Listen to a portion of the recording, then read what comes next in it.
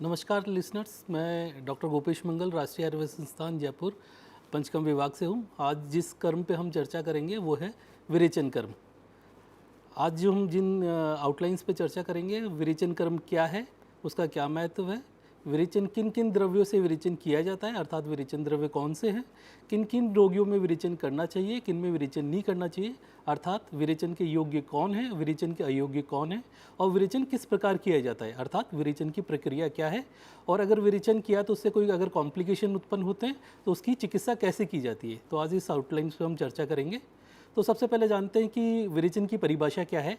तो विरेचन एक ऐसी प्रक्रिया है जिसके माध्यम से दोषों, जो प्रकोपित दोष है, उनको अधो मार्ग से शरीर के मतलब गुदा मार्ग से शरीर से बाहर निकाला जाता है, और ये प्रमुख रूप से पित्त प्रधान विकारों में किया जाने वाला उपचार है। अगर इसका महत्व देखें तो विरेचन जो कर्म है ये आमाशयगत प्रकोपित पित्त को शरीर से बाहर निकालता है, जिससे अन्य जितने पित्त के उपभेद है उनका भी शमन हो जाता है। आयुर्वेद में पित्त के 5 प्रकार के पित्त बताए गए हैं। तो इसको हम ऐसे समझ सकते हैं कि जैसे अगर कोई वाटर टैंक हमारे घर पे छत पे अगर कोई पानी की टंकी है, अगर उसका पानी ख़राब हो चुका है तो हमारे घर के सभी नलों में दूषित पानी आएगा। तो अगर हम पानी जो हमारी छत पे टंकी है उसका पानी अगर हम साफ़ कर दें तो पूरे घर का पानी साफ़ हो जाएगा। इसी प्रकार अगर हम आमाशयगत प्रकोपित पित्त को अगर इसका निस्सरण कर देते हैं तो जो जितने भी उस पे निर्भर पित्त हैं उन सभी का शमन हो जाता है। इसके अलावा पित्त और रक्त दोनों आश्रय आश्रय भाव से रहते हैं। आश्रय आश्रय भाव का मतलब होता है एक दूसरे पे निर्भर। तो ये भी विरेचन की एक बहुत बड़ी महत्वपूर्ण है, क्योंकि जब हम पित्त का शोधन करते हैं तो साथ साथ रक्त का भी शोधन हो जाता है। इसलिए विरेचन ना केवल पित्त की दृष्टि में किया जाता है बल्कि जितने भी रक्त संबंधित विकार है उसमें भी एक प्रभावशाली उपचार है। आइए देखते हैं ये किन किन में इसका लाभ होता है। ना केवल शारीरिक रूप से मतलब अर्थात ये पाचन शक्ति को बढ़ाता है या शारीरिक बल में स्थिरता लाता है, बल्कि ये ज्ञानेंद्रिय जितने भी हमारे सेंस ऑर्गन हैं उनको भी बल प्रदान करता है। इसके अलावा एक प्रकार का पित्त होता है जिसे हम बोलते हैं साधक पित्त, जो हमारी बुद्धि इंटेलेक्चुअल्स पे निर्भर करता है। तो ये विरेचन कराने से हमारी बुद्धि भी प्रखर होती है और स्पष्ट होती है। तो कॉग्निटिव सेंसेस भी हमारे काफ़ी अच्छे विरेचन के माध्यम से होते हैं। आइए जानते हैं हम किन किन द्रव्यों से विरेचन कर सकते हैं। प्रमुख रूप से आयुर्वेद में 9 विरेचन द्रव्य बताए गए हैं, जिनको हम रोग और रोगी की अवस्था अनुसार किसी भी कॉम्बिनेशन में हम इनको काम में ले सकते हैं।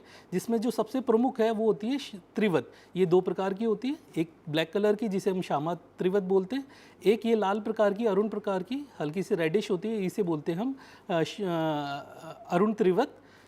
जो तीसरा द्रव्य है वो है चतुरंगल, जिसे केशिया फिस्टुला, जिसे आप सामान्य भाषा में अमलतास के नाम से जानते हैं। और आपने इसकी पीले कलर के फूल और इसकी फलियां, बहुत लंबी लंबी फलियां देखी होंगी। ये भी एक बहुत मृदु विरेचक है।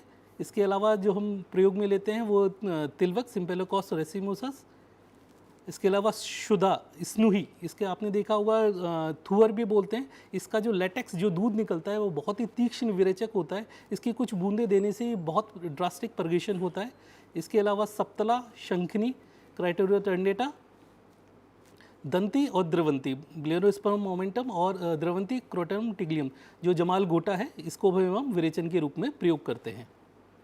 आइए जानते हैं हम किन किन रोगों में इसको दिया जा सकता है।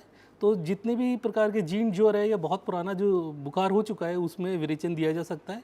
इसके अलावा लगभग सभी प्रकार के त्वक विकारों में विरेचन दिया जा सकता है। और इसी प्रकार आयुर्वेद में 20 प्रकार के मूत्र विकार बताए गए, उन सभी मूत्र विकारों में भी विरेचन दिया जा सकता है। इसके अलावा जो हमारा जो नाक से, कान से, मुंह से जो खून निकलता है, ऊर्ध्व रक्तपित्त की जो स्थिति है उसमें भी विरेचन इंडिकेटेड है। इसके अलावा जो साइनस होते हैं, नाड़ी व्रण फिस्टुला है, उसमें भी विरेचन दिया जाता है। अर्श, बवासीर, इस स्थिति में भी विरेचन इंडिकेटेड है। प्रग्न है, स्प्लीन के जो भी डिसऑर्डर्स हैं उसमें, उदर में जो गुल्म जैसी स्थिति उत्पन्न होती है या ट्यूमर वाली जितने भी डिसऑर्डर्स है उसमें भी विरेचन दिया जाता है। गलगंड यानी गॉइटर, या शरीर में कहीं भी किसी भी प्रकार की गांठ हो उसके अंदर भी, या आंत की क्रिया बहुत अल्प हो गई हो यानी अल्सर जैसी स्थिति उत्पन्न होने पे भी विरेचन दिया जाता है। या मूत्र का रुक जाना एकदम, अगर उसको डिस्टेंशन ऑफ यूरिन हो रहा है उस स्थिति में भी, या पेट में बहुत ज़्यादा कीड़े हैं, अगर कोष्ठ में बहुत ज़्यादा कृमि कोष्ठ है तो उसमें भी विरेचन दिया जाता है। एक विशेष प्रकार का त्वक रोग है जिसे विसर्प या इरिसिपेलस बोलते हैं, उसमें विरेचन देते हैं। या खून की बहुत ज़्यादा कमी हो, पांडु रोग हो, उसमें दिया जाता है। या शरीर के पार्श्व में अगर किसी प्रकार का शूल है, दर्द है, तो भी दिया जाता है, या बहुत ज़्यादा जिनको डकारें आती है, उदावरत वाली स्थिति होने में दिया जाता है। और अगर नेत्र में बहुत ज़्यादा जलन है या दाह है उसके अंतर्गत, या मुंह में भी जिनको बहुत ज़्यादा जलन महसूस होती है, इस प्रकार आस्य दाह की स्थिति में भी विरेचन दिया जाता है। आपने कई बार देखा होगा त्वचा पे बहुत छोटे छोटे स्पॉट्स होते हैं, उसको व्यंग बोलते हैं उस स्थिति में।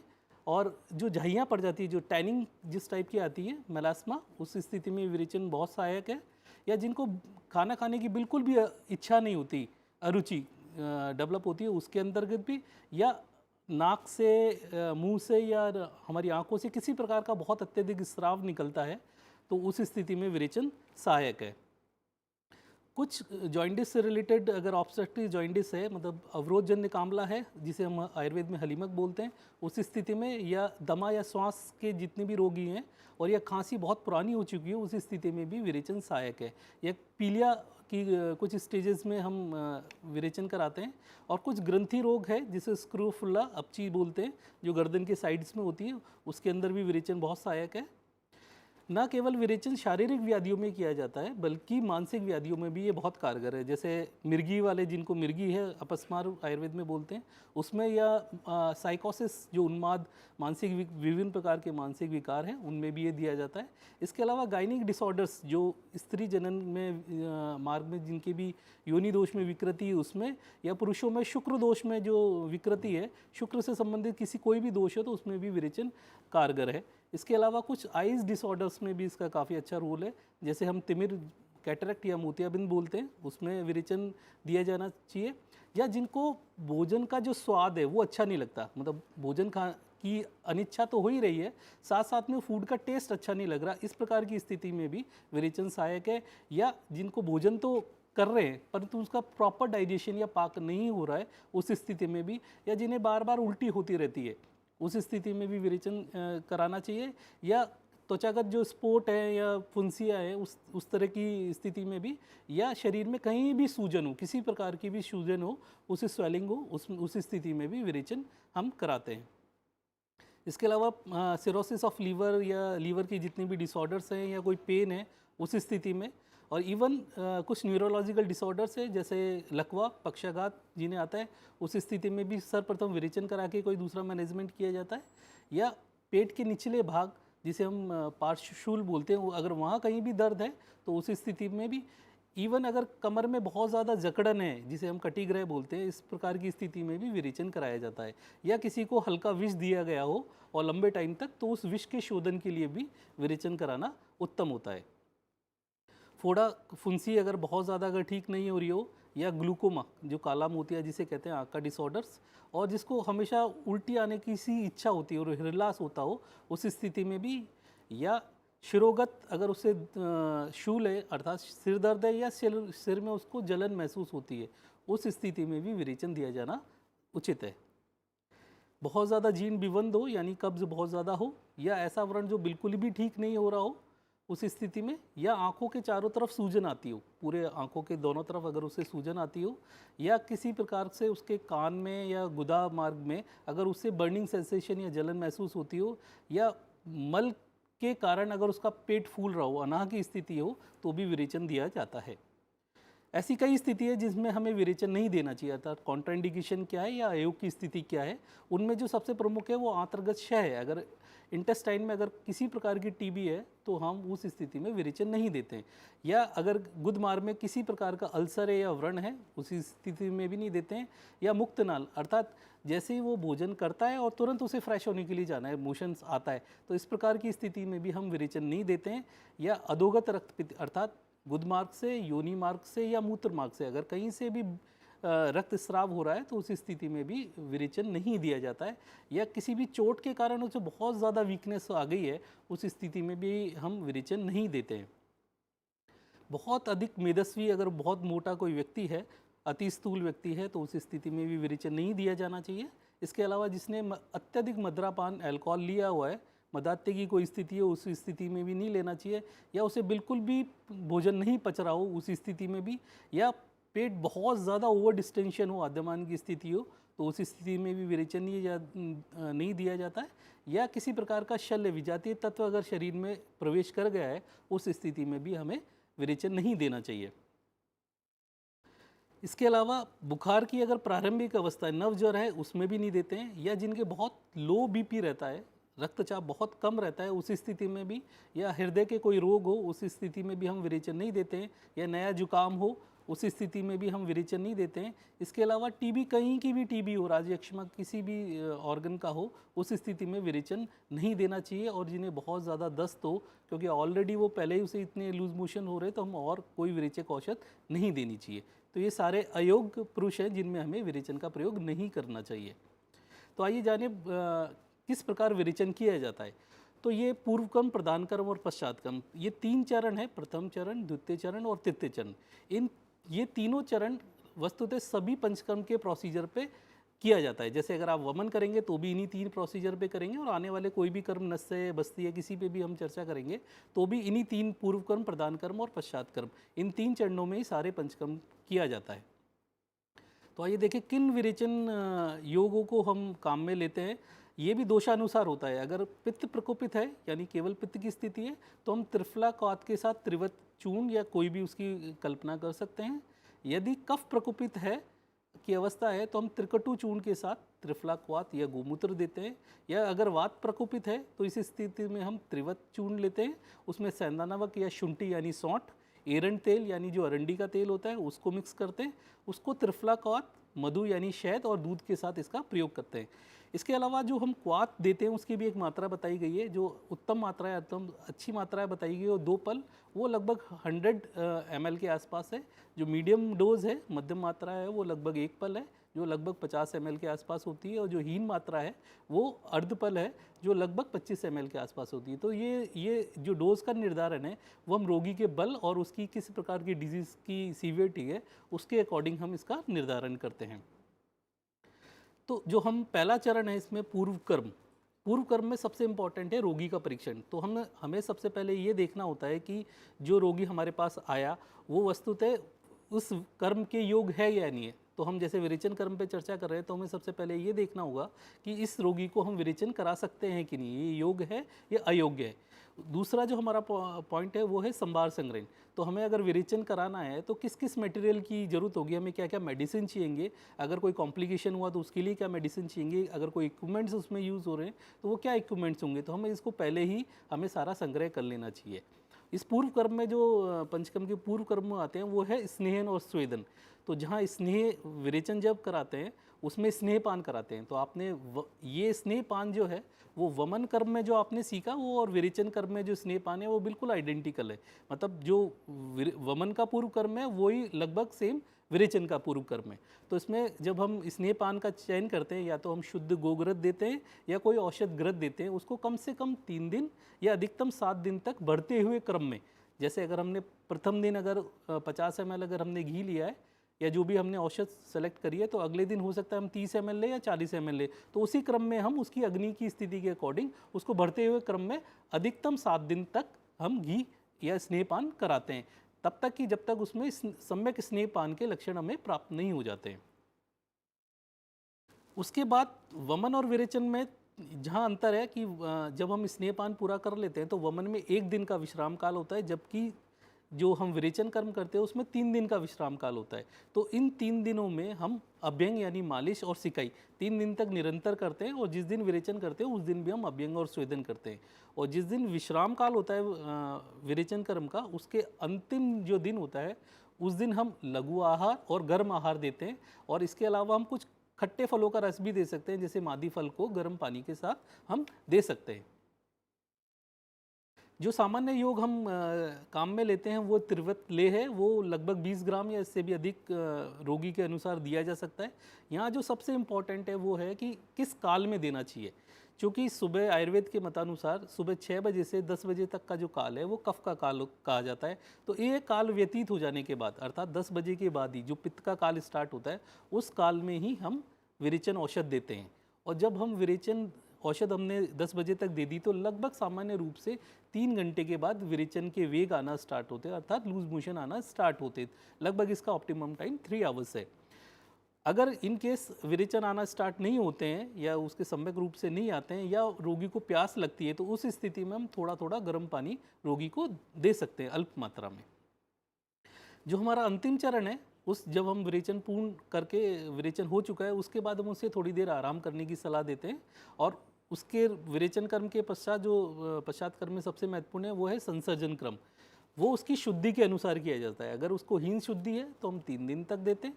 अगर शुद्धि मध्यम प्रकार की है तो हम 5 दिन तक संसर्जन क्रम देते हैं। अगर उसकी शुद्धि प्रवर है तो हम 7 दिन तक देते हैं। तो ये वस्तुतः संसर्जन क्रम जो है वो उसको सामान्य बल, वर्ण और स्वास्थ्य की जब तक प्राप्त नहीं होता तब तक हम करते रहते हैं। तो यहाँ जो संसर्जन कर्म है वो बिल्कुल सेम है जो हम वमन कर्म में हमने देखा था। तो जैसे दोनों आइडेंटिकल है। तो इसके शोधन का, विरेचन के शोधन का आकलन भी हम करते हैं कि जो हम मल बाहर निकल रहा है उसका क्रम क्या है, इसका भी एक स्पेसिफिक क्रम है। तो सबसे पहले जब आप विरेचन कराएंगे तो सबसे पहले मल निकलेगा, उसके बाद पित्त निकलेगा, उसके बाद कफ निकलेगा और लास्ट में वात का थोड़ा सा निस्सरण होगा।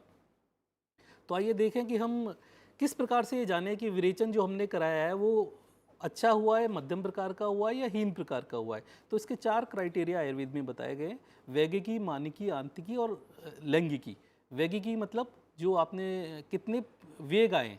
तो अगर बहुत अच्छी शुद्धि हुई है तो लगभग 30 वेग आते हैं, मतलब 30 टाइम्स वो उसको लूज मोशंस होते हैं। अगर वो मध्यम प्रकार की शुद्धि है तो लगभग 20 के आसपास होते हैं। अगर वो 10 से कम है तो हम उसको हीन वेग या अवर शुद्धि मानते हैं। मानकी अर्थात जो हमने औषध दी है उसने किस प्रमाण में दोषों को शरीर से बाहर निकाला। तो ऐसा माना जाता है कि अगर प्रवर है तो 4 प्रस्थ दोष बाहर निकलेंगे, अगर मध्यम शुद्धि हुई है तो 3 प्रस्थ निकलेंगे और अगर अवर शुद्धि हुई है तो 2 प्रस्थ दोष शरीर से बाहर निकलेंगे। इसके अलावा अगर इस तरह की संकल्पना भी हमें नहीं मिलती तो सबसे इम्पॉर्टेंट वो होता है आंतिकी। अगर उसके बाद में कफ निकला है या नहीं, तो ये तीनों में कफांत होना चाहिए। और जो उसके लक्षणों के आधार पर हमें उसकी शुद्धि, सम्यक शुद्धि हुई या नहीं है, ये हमें देखते हैं। तो आइए हम इन नटशेल में हम इसको समझें कि इसका पूरा संक्षेप में कैसे विरेचन कर्म 3 कर्मों में किया जाता है: पूर्व कर्म, प्रधान कर्म और पश्चात कर्म। पूर्व कर्म में हम स्नेहन स्वेदन जो भी हमें वस्तु संभार संग्रहण करना है, आतुर की परीक्षा करनी है, उसे किस डोज में हमें विरेचन औषध देनी है, ये सब हम पूर्व कर्म में देखते हैं। प्रधान कर्म में उसको आतुर की परिचर्या क्या होती है, वेग का निर्णय क्या हो, उसको किस प्रकार के शोधन हुआ है, अगर कोई कॉम्प्लिकेशन हुआ है तो उसका क्या ट्रीटमेंट करना चाहिए। और पश्चात कर्म में उसे किन किन कर्मों को नहीं करना चाहिए, परिहार विषय मतलब आहार विहार में, रहने और खाने पीने में उसे क्या चेंज करनी चाहिए, किस प्रकार हम संसर्जन कर्म करेंगे। उसके बाद अगर मैं कोई और कर्म कराना है, मतलब विरेचन के बाद अगर कोई और शोधन कर्म कराना है, बस्ती करानी है, नस करानी है, उसका विचार करना चाहिए। या अगर हम संतर्पण चिकित्सा करनी है उसको, तो वो भी पश्चात कर्म में किया जाता है।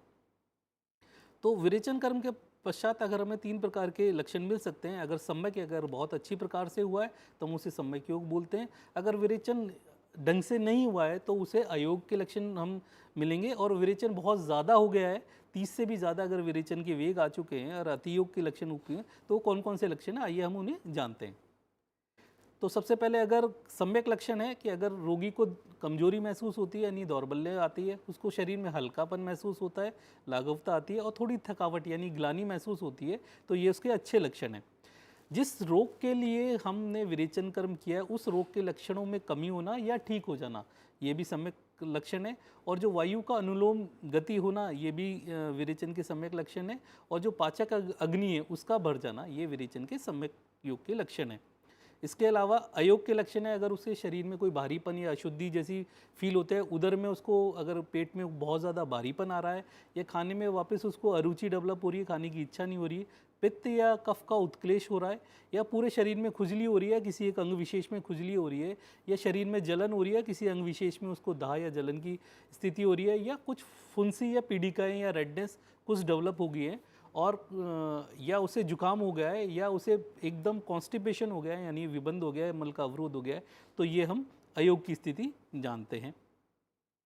विरेचन अगर अति मात्रा में हो गया है तो जो मल है उसके साथ उस खून आ सकता है, जिसे हम सरक्त मल कहते हैं, या जो उसकी गुदा है वो बाहर आ सकती है, रेक्टम प्रोलैप्स हो सकता है, या उसे बहुत ज़्यादा प्यास लग रही है, या उसे चक्कर आ रहे हैं, या उसकी आंखों का अंदर की तरफ धंस जाना, ये सारे विरेचन के अतियोग के लक्षण हैं। तो ऑलमोस्ट ये जो सीवियर डिहाइड्रेशन के लक्षण होते हैं वही लगभग विरेचन के अयोग में प्राप्त होते हैं। तो किस प्रकार का आहार विहार हमें करना चाहिए विरेचन के बाद या दौरान। तो ये आहार विहार के जो प्रतिबंध हैं ये लगभग ये सभी पंचकर्म के सारे प्रोसीजर में समान है। तो यही आहार विहार आपने वमन में भी देखे थे, वही ऑलमोस्ट सेम विरेचन में भी है। तो जैसे आपको पूरे आहार विहार के दौरान आपको हल्का सा गुनगुना जल का सेवन करना चाहिए। सीधी हवा ना लगती हुए इस तरह के रूम में रहना चाहिए कि सीधी हवा ना हो या बहुत ज़्यादा कोई कोल्ड वेव्स आप पे शरीर में ना टकरा रही हो। जो आपके नेचुरल अर्ग्स हैं जैसे मूत्र है, मल है, इनका आपको वेगों को नहीं रोकना चाहिए। छींक आ रही है, कोई भी वेग जो आ रहा है नेचुरल अर्जेस है, उनको आपको नहीं रोकना चाहिए। इसके अलावा सबसे इम्पॉर्टेंट है दिन में नहीं सोना है। तो जो दिवस अपने वो नहीं करना चाहिए और जो शीतल वस्तुएं या शीतल जल के संपर्क से हमें बचना चाहिए। और जैसा मैंने आपको पहले बताया कि इसके बाद जो संसर्जन कर्म है वो एग्जैक्टली सेम वमन कर्म के समान है।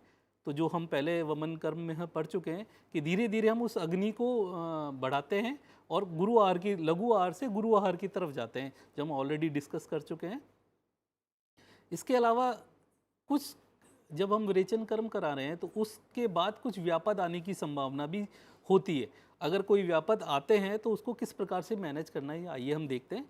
तो जो सामान्य व्यापद होते हैं वो है आद्यमान यानी पेट का फूलना। तो इस स्थिति में हम दीपन पाचन की कुछ मेडिसिन देते हैं, उससे ठीक कर सकते हैं। परिकर्तिका यानी गुदा मार्ग में काटने जैसी फीलिंग होती है तो उस वक्त हम शीतल जल से उसको स्नान कराते हैं और उसके लाक्षणिक उपचार किया जाता है। अगर हृदय पर उसको जकड़न या भारीपन लग रहा है तो जिस दोष से हो रही है उस दोष के अनुसार उसकी चिकित्सा करते हैं। या पूरे शरीर में भी अगर उसको भारीपन लग रहा है या जकड़न महसूस हो रही है तो उस स्थिति में वातर चिकित्सा जैसे स्नेहन और स्वेदन आदि कर्म किए जाते हैं। इसके बाद जो सबसे महत्वपूर्ण जो कॉम्प्लिकेशन आने की संभावना रहती है वो है जीवादान। इसको मैनेज करना बहुत ज़रूरी है, यानी गुदा मार्ग से खून की स्थिति होना, खून निकलना। तो इसमें पित्त शमन की चिकित्सा की जाती है और जो वट गूलर आदि वृक्ष हैं इनका क्वाथ या इक्षुरस यानी गन्ने का रस और जो बकरे का रक्त है इससे निर्मित बस्ती का प्रयोग हम जीवादान की स्थिति में करते हैं। यदि गुदा बाहर आ गई है, यदि गुदभ्रंश हो चुका है तो गुदा को अपने स्व स्थान पर स्थापित करके और अभ्यंग स्वेदन यानी मालिश और सिकाई की जाती है। और सामान्यतः जो कॉम्प्लिकेशन डेवलप हो सकता है वो इलेक्ट्रोलाइट डिसबैलेंस होता है, इलेक्ट्रोलाइट्स का असंतुलन होता है। उस स्थिति में हम फ्लूइड डाइट ज़्यादा देते हैं और जो डिहाइड्रेशन के उपचार हैं वो सारे करते हैं। इसके अलावा कई बार आपने देखा हो कि जब हम वमन का योग देते हैं उस स्थिति में पेशेंट को विरेचन होने जैसा लगता है तो उस स्थिति में हम उसके सर पे ठंडा पानी छिड़कना चाहिए। इसी प्रकार जब आपने विरेचन औषध दिए तो उसको हृदयास या वमन होने की संभावना लग रही है तो उस वक्त आपको उष्ण जल उसके पैरों पे छिड़कना चाहिए जिससे वो वेग ना हो। तो आइए देखें कि इससे हमें क्या लाभ प्राप्त हुआ। विरेचन से शरीर पूरा स्वास्थ्यवर्धन होता है, उसकी पाचन क्रिया पूरी सम्यक रूप से होती है, जो उसका नेचुरल वर्ण है, जो प्राकृतिक वर्ण है वो उसको वापस प्राप्त होता है। हार्ट की जितनी भी फंक्शनिंग है वो एकदम सही होती है, उसकी जो भूख और प्यास है वो एकदम सम्यक रूप से होती है, समय पर उसे मल त्याग की इच्छा होती है और शरीर में एक लघुता आती है। आइए देखें कि किस प्रकार विरेचन काम करता है।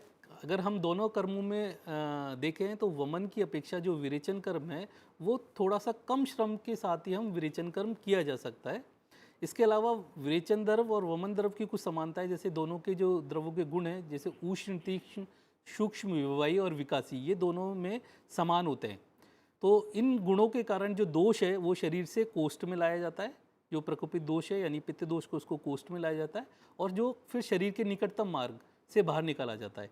तो जब जो विरेचन है उन द्रव्यों की खासियत होती है कि ये पृथ्वी और जल महाभूत होती हैं, अर्थात इनकी अधोगति होती है, इसलिए ये गुद मार्ग से दोषों को शरीर से बाहर निकालते हैं। धन्यवाद।